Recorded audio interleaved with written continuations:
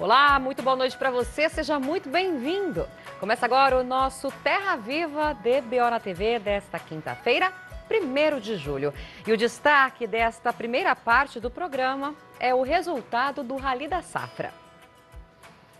O atraso no plantio e a estiagem em boa parte das principais regiões produtoras provocaram uma forte queda na previsão inicial para a colheita da segunda safra de milho no Brasil.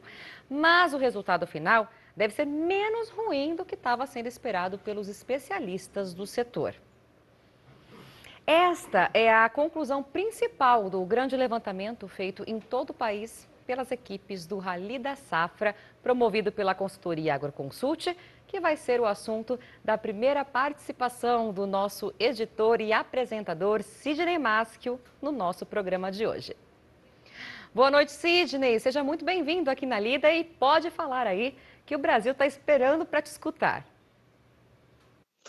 Boa noite, Maruza. Muito boa noite para todo mundo. Bandeando os mourões da seca, porque não há quem não se perca numa escuridão assim, a comitiva madrugadeira do Terra Viva DBO na TV varou do Chapadão até a Ribeira para trazer ao povo aqui desse sertão as notícias dali da boiadeira. E embarcando já na nossa jardineira novidadeira, a gente anuncia a apresentação da prosa abrideira do dia. Pois é, na verdade, verdadeira mesmo, considerando aí a condição em que esta safra foi plantada, todo mundo já sabia que isso aconteceria e estava faltando só pesar e medir com a devida precisão de que tamanho seria essa redução. Pois então, quem está trazendo essa notícia para contar aqui para os companheiros boiadeiros e para as companheiras boiadeiras do Brasil inteiro é o engenheiro agrônomo André De Bastiani, sócio-diretor da Agroconsult e coordenador do Rally da Safra, que já está ajaizado e preparado para participar do programa, falando ao vivo por vias internéticas, diretamente de Florianópolis, a capital de Santa Catarina. Muito boa noite, André. Muito obrigado pela sua gentileza e atenção para atender a gente mais uma vez. Seja muito bem-vindo aqui no nosso arranchamento internet. Boa noite, Sidney. Satisfação falar com vocês e todos os boiadeiros aí que nos acompanham. André, para começar a prosa, né? Quando foi feito esse levantamento mais recente, né? E quais foram as regiões incluídas na pesquisa? Bom, Sidney, o Rally foi para campo para fazer a avaliação da etapa milho, que a gente chama, né? Na metade de maio, e a gente montou aí 6 equipes para fazer essas avaliações. Então a gente começou aí com a primeira equipe rodando aí a BR-163 no Mato Grosso, né, que é a região de fato que começa plantando mais cedo o milho. Uma segunda equipe já seguiu já para o oeste do estado, rodando lá a região de Campo Novo, Parecis, Sapezal, outra região importante e que de fato teve um destaque muito positivo esse ano no Mato Grosso.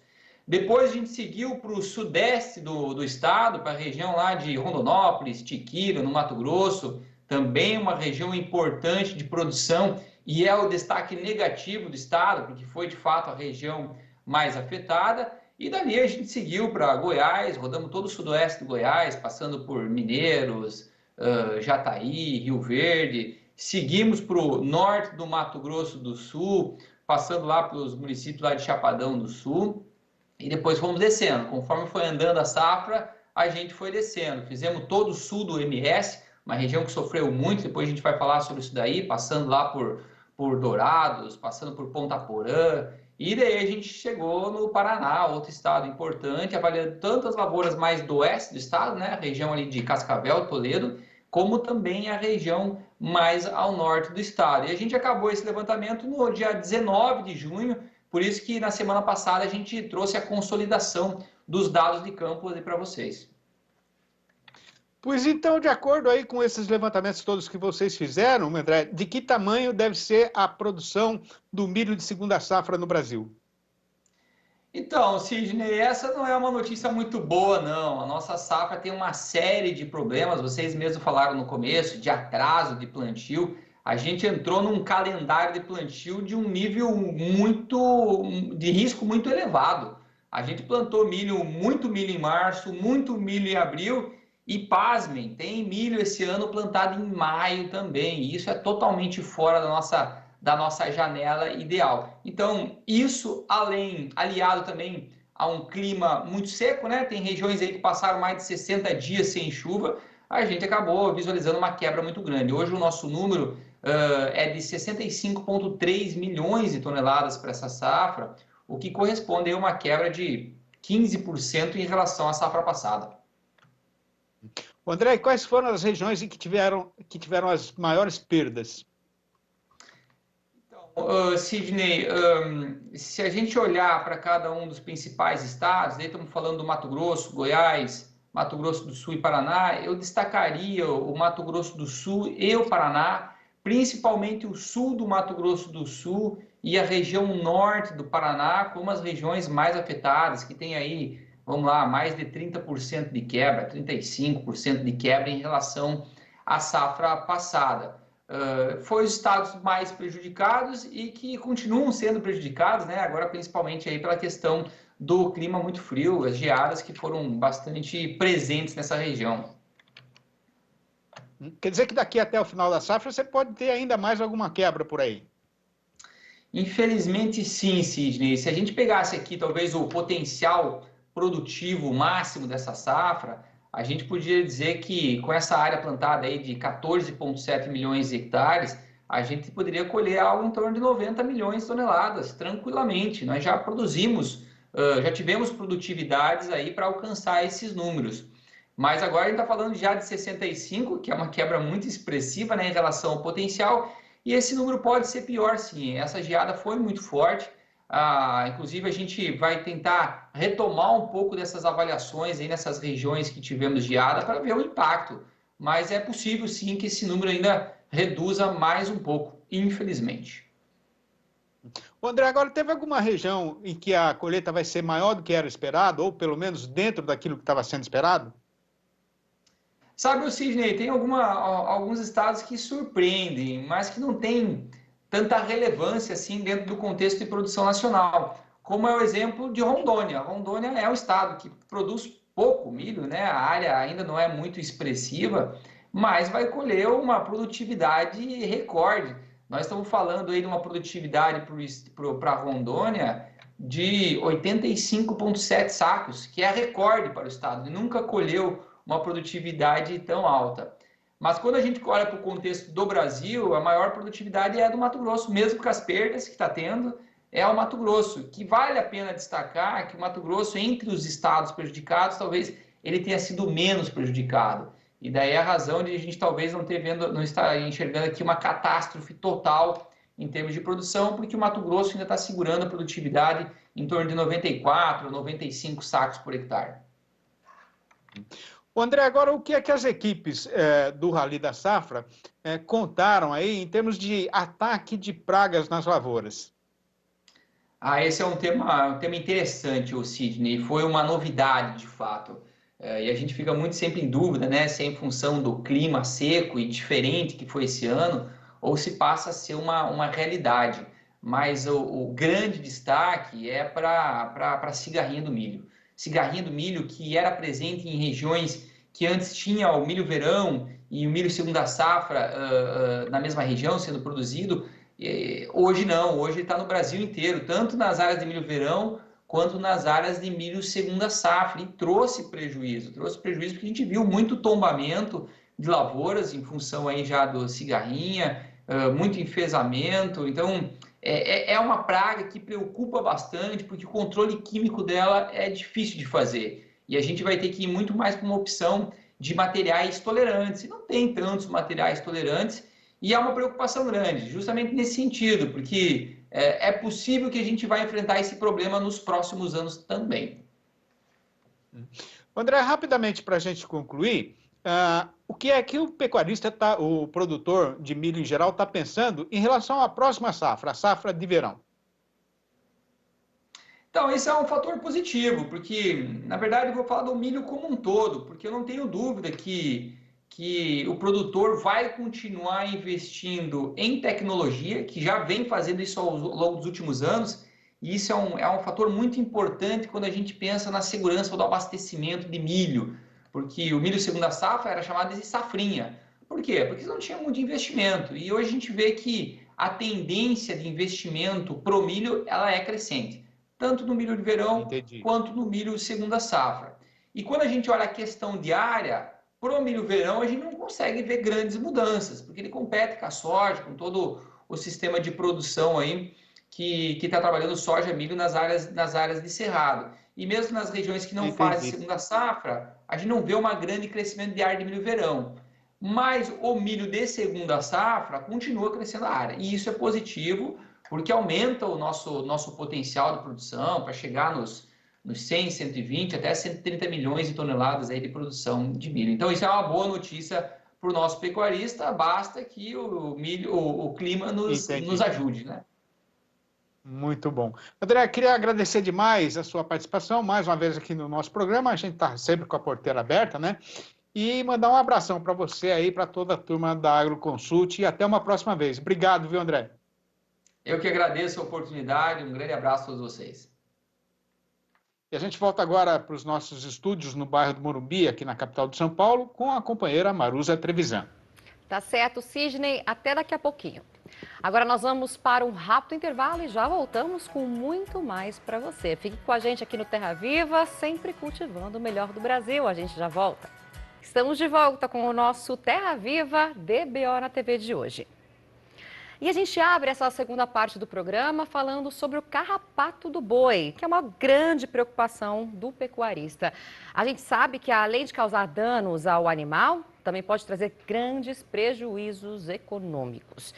Ontem nós anunciamos aqui no programa que pesquisadores do Brasil, África do Sul e também da Austrália reuniram dados genéticos sobre a resistência de raças de bovinos de corte ao carrapato. O canal AgroMais entrevistou o chefe-geral da Embrapa Pecuária Sul, Fernando Cardoso, que trouxe os detalhes sobre este assunto. Olha só. A gente vem trabalhando já há vários anos para identificar animais mais resistentes ao carrapato. A grande dificuldade disso é que para a gente identificar, a gente tem que expor os animais ao carrapato e fazer as contagens de carrapato individualmente em cada animal. Então esse é um trabalho muito minucioso, que é difícil de fazer em larga escala como a gente precisa para a aplicação dessa tecnologia na seleção. Então a gente desenvolveu bases aqui no Brasil, né? Não são bases tão grandes, mas a gente tem as maiores bases do mundo, aí por volta de 10 mil animais, envolvendo as raças Angus, Hereford, Braford e Brangus, e aí existem em outros lugares do mundo também outras bases.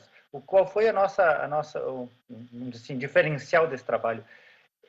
Geralmente a aplicação da seleção, e no caso a seleção auxiliada pela genômica, que é o que a gente está falando, né, ela era aplicada dentro de raça. E nós desenvolvemos uma metodologia a partir da união dessas bases de dados que permite usar várias raças de diferentes países ao mesmo tempo e com isso gerar previsões, né, predições, como a gente usa no termo técnico, da resistência dos animais e do que eles vão transmitir para os seus filhos com maior segurança e especialmente para aquelas raças que têm poucos animais com informação de contagens, de genótipos, né, da informação dos marcadores por todo o genoma. Então, com isso, a gente consegue avançar mais rápido na seleção e em mais populações, em diferentes áreas do mundo aí. A gente usa, para cada animal, 300 mil marcadores que fazem um mapeamento completo do genoma, junta com as informações de contagem de diferentes partes do mundo, a contagem de carrapato. E com isso eu consigo dizer com muito mais segurança o que o animal vai transmitir de resistência para a sua progenie e aí indicar reprodutores que vão levar para os rebanhos na produção comercial esse maior grau de resistência. A gente sabe que isso é muito importante, especialmente quando a gente usa taurinos, né, nos programas de cruzamento, aí nas regiões tropicais e subtropicais, especialmente nas tropicais, onde tem muito mais carrapato, e aí a gente consegue gerar animais mais resistentes, que vão precisar de menos tratamentos, vão precisar de menor uso de químicos e vão ser mais produtivos nessas condições. E agora nós vamos para mais um intervalo e na volta você vai ver que os pecuaristas da Argentina estão organizando um protesto. Os detalhes daqui a pouquinho, não saia daí. De volta com o nosso Terra Viva DBO na TV de hoje. Na Argentina, além da crise hídrica que afeta o país, os fazendeiros e frigoríficos estão preocupados com as toneladas de carne que se acumulam nos portos, após a decisão do governo de suspender as exportações. Os fazendeiros já organizam, inclusive, um protesto. Márcia Carmo tem mais informações, olha só. O tempo continua fechado entre o setor de agronegócios e o governo argentino. Desânimo e indignação são as palavras mais repetidas nos últimos dias por parte dos produtores e exportadores de carne bovina do país. Eles não se conformam com a decisão do presidente Alberto Fernandes de suspender as exportações. O presidente da Câmara da Indústria e Comércio de Carne e Derivados da Argentina, Miguel Schiaretti, diz que toneladas estão paradas nos portos. 5.000 toneladas en los puertos y hay 10.000 toneladas de carne procesada ya elaborada en las fábricas. Es decir, hay 15.000 toneladas que no se sabe si todavía, hasta el día de hoy, no se sabe si se van a tener que remanejar, es decir, llevarse los containers a la fábrica, sacar los 7 cortes que están prohibido exportar e volver a armar os containers. Para Schiaretti, a canetada de Fernandes está afetando toda a cadeia produtiva, do gado aos açougues e embarques. Ele diz que o trabalhador do setor é quem leva a primeira bofetada. El que sufre el primer cachetazo es el trabajador de la industria frigorífica. Bofetada, diz ele, porque os frigoríficos vão começar a cortar pessoal. O economista Ivan Ordonez, especializado em agronegócios, diz que antes da medida do governo, a previsão era de aumento das exportações de carne em relação ao ano passado. O panorama mudou. A estimativa de ganhos passou a ser de perdas. A gente tinha previsto exportações por 3,5 bilhões de dólares para ano 2021. Por causa dos cupos de exportação, é provável que as exportações tenham uma quebra e fiquem em 2,5 bilhões. Então, primeiro, lembrou ele, o governo anunciou a suspensão das exportações de carnes durante 30 dias. Excluiu, por exemplo, a cota Hilton. Logo depois, aliviou um pouco, mas não muito. Limitou a suspensão a 50%. A insatisfação continua. Schiaretti antecipou ao canal AgroMais que está sendo organizado um protesto para a semana que vem. Para el 9 de julio, que es el Día de la Patria, hay movilizaciones a distintos puntos del país. Neste ano, os fazendeiros já protestaram contra a suspensão das exportações de milho e o governo acabou recuando. Acompanhando, então, esse possível protesto daqui. Porque agora nós vamos para mais um intervalo e já voltamos com o Sidney Maschio e as informações do mercado do boi gordo nesta quinta-feira em todo o país. Fique com a gente aqui no Terra Viva, sempre cultivando o melhor do Brasil. É rapidinho, a gente já volta. De volta com o Terra Viva DBO na TV desta quinta-feira ao vivo para todo o país. E quem também está de volta aqui no nosso rancho eletrônico é o Sidney Maschio, que traz agora o fechamento do mercado do boi gordo nesta quinta em todo o país. Sidney, agora é com você. Obrigado, Marusa. E o companheiro fazendeiro que está aí na frente da televisão escutando esta nossa falação, faça o favor de se segurar firme no banco e ficar preparado para aguentar o tranco, porque o que tem para ser contado é que o vento mudou de lado no mercado. O caso foi que, neste dia 1º do mês, a nossa praça boiadeira não fez o que estava sendo esperado. Em vez de embicar de novo na subida da ribanceira, como seria normal na virada do calendário, pegou justamente o rumo contrário. A parte principal da explicação para essa mudança da situação é que, com a forte carestia de mercadoria, nestes dias recentemente passados, o comprador até já tinha melhorado o valor oferecido pelo gado terminado, tendo assim conseguido encher o caminhão, o que ajudou o dono do frigorífico a aumentar a sua escala de abate e esticar a sua programação. A questão foi que, ao mesmo tempo em que a alta da cotação já estava desempatando a negociação, bateu no eito essa fortíssima onda de frio que congelou boa parte do Brasil. E aí teve muito companheiro pecuarista que resolveu vender logo a boiada que estava reservada para garantir essa entrada de dinheiro. E para completar essa conjuminação baixista, O aumento do movimento que chegou a ser ensaiado no comércio varejista de carne acabou não se sustentando e o mercado voltou a ficar mais parado do que água de poço. No balanço do dia da Scott Consultoria, foram apuradas mudanças nas cotações em 13 das 32 regiões pesquisadas no Brasil inteiro, com o saldo negativo para o lado do fazendeiro de 11 quedas e só 2 altas. Pois então, para não sair da nossa receita costumeira, a empreita de fazer a recitação dessa lista, mais uma vez, está por conta da nossa companheira apresentadora e jornalista Maruza Trevisan. Acompanhe.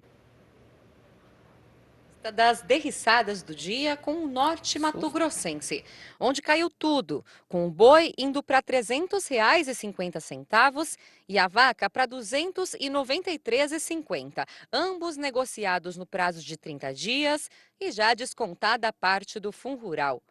Na capital de Goiás, Goiânia, a desvalorização foi só para o macho, que não sai por mais de R$ 296,50.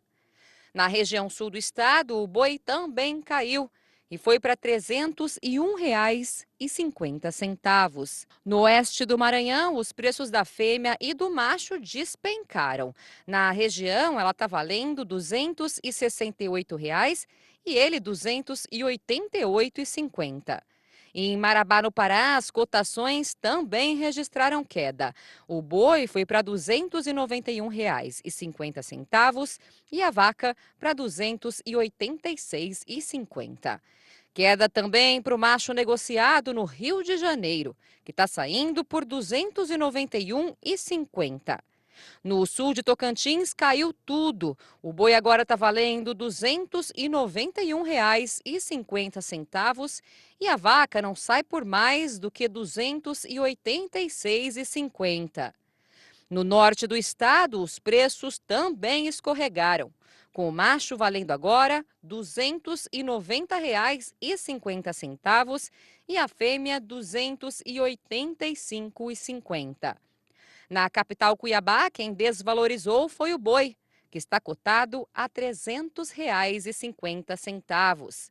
Ele também não aguentou e foi para R$ 287,50 em Redenção, no Pará. No sudeste de Rondônia, quem registrou queda foi a vaca, que também está sendo falada a R$ 287,50. Agora vamos para as arribadas do dia. Em Dourados, Mato Grosso do Sul, a fêmea registrou alta e está valendo R$ 297,50. Ela também valorizou no sudoeste mato-grossense e está cotada a R$ 292,50. No estado de São Paulo, tanto em Barretos quanto em Araçatuba, houve estabilidade nos preços hoje.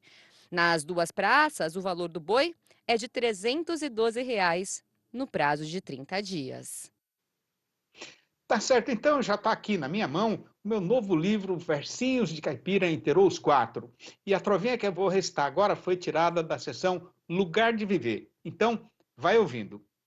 No cerrado, na caatinga e nas pirambeiras, os bichos da noite estão correndo a mataria e as capoeiras, avisando seus parentes que são do dia, para todo mundo se recolher nas tocas, ninhos e locas. O tempo passou ligeiro, o sol já fez o seu descambamento por trás do chapadão, conforme é o seu procedimento rotineiro, e agora, aqui no meu ranchinho, está na hora de acender o candeeiro, coisa que eu faço só por costume, porque a luz da lua crescente é mais do que suficiente para servir de lume para o sertão inteiro. É isso então, gente. Eu vou ficando por aqui, deixando um forte abraço para todo mundo e as recomendações de que todo mundo se cuide, continue se cuidando.